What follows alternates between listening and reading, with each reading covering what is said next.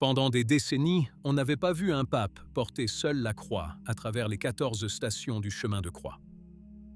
Et pourtant, au cours de ces mêmes jours, deux choses se sont produites, que la fraternité sacerdotale Saint-Pie X a choisi de ne pas laisser passer en silence. Deux éléments qui soulèvent des questions précises, non pas des questions hostiles, ni des questions partiales. Des questions qui découlent d'une lecture honnête des faits. La première concerne une femme. Elle s'appelle Sarah Mullally. Elle est la 106e archevêque de Canterbury. Et elle est la première femme de l'histoire à occuper ce rôle, à la tête de l'Église d'Angleterre. Le 20 mars, Léon lui a adressé un message personnel à l'occasion de son investiture. Un message formel et respectueux, empreint de dialogue, de vérité et d'amour. Un message dans lequel il la nomme explicitement archevêque de Canterbury et dans lequel il reconnaît ses responsabilités, non seulement dans le diocèse de Canterbury, mais aussi dans l'ensemble de l'Église d'Angleterre et de la communion anglicane. La Fraternité Saint-Pie X a réagi par un article opportun, publié le 2 avril. Et les questions qu'il soulève sont d'une grande précision théologique. Première question. À quelle communion anglicane Léon XIV fait-il référence? Car cette communion est aujourd'hui fragmentée. GAFCON, la conférence mondiale pour l'avenir de l'anglicanisme, qui représente la grande majorité des anglicans dans le monde, notamment en Afrique, s'est officiellement séparée de Canterbury en mars dernier, établissant son propre conseil anglican mondial.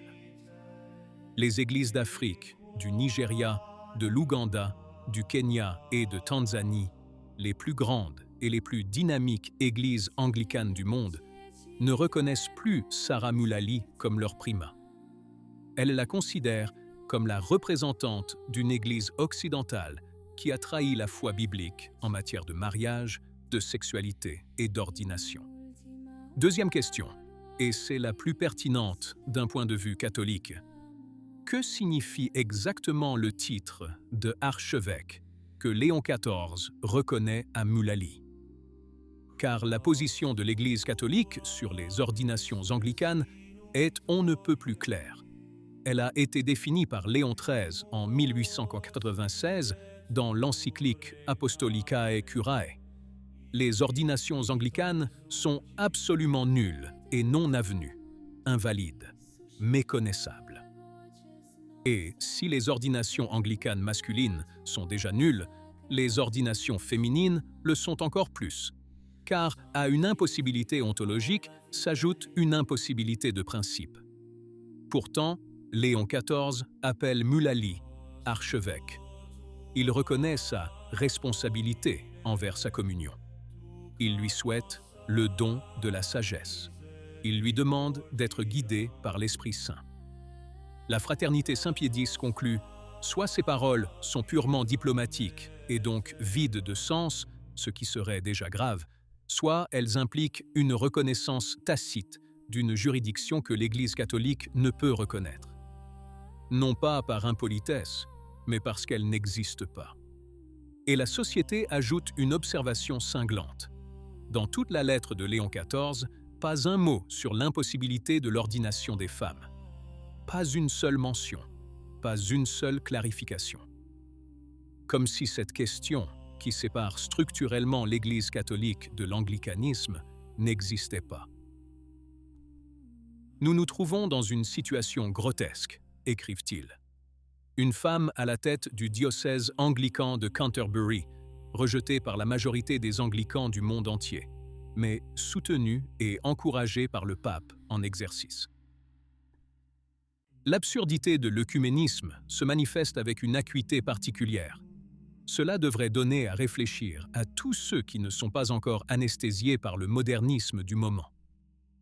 Ce ne sont pas de vaines paroles, ce sont des paroles dures, et elles émanent de la fraternité qui, ces derniers mois, a déjà rejeté le dialogue avec Rome, confirmé les consécrations épiscopales du 1er juillet sans mandat pontifical et est déjà, formellement, en conflit ouvert avec le Vatican. Le deuxième point concerne le vendredi soir, les méditations pour le chemin de croix au Colisée, écrite par le père Francesco Patton, ancien gardien de la Terre Sainte. Des méditations que le texte du Vatican décrit comme inspirées par la réalité actuelle et destinées à inspirer un changement politique. Et de fait, tous les thèmes sont présents.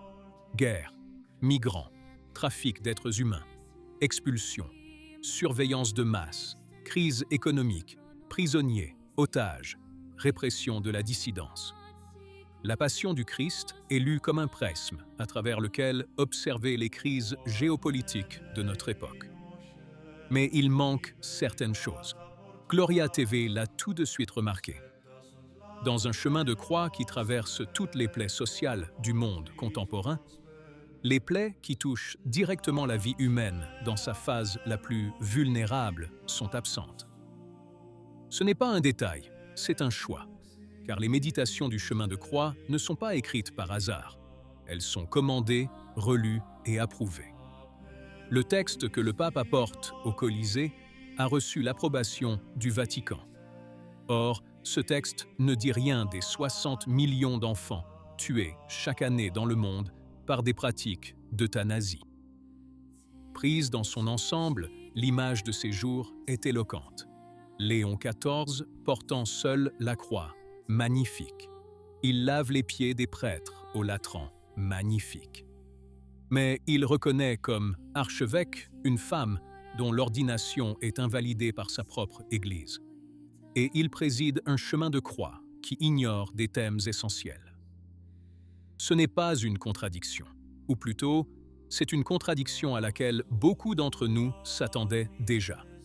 Car Léon XIV n'a jamais déclaré vouloir être le pape de la tradition. Il disait vouloir être le pape de l'unité. Et l'unité, dans certains contextes, a un prix. La fraternité Saint-Pie-X n'est pas disposée à payer ce prix.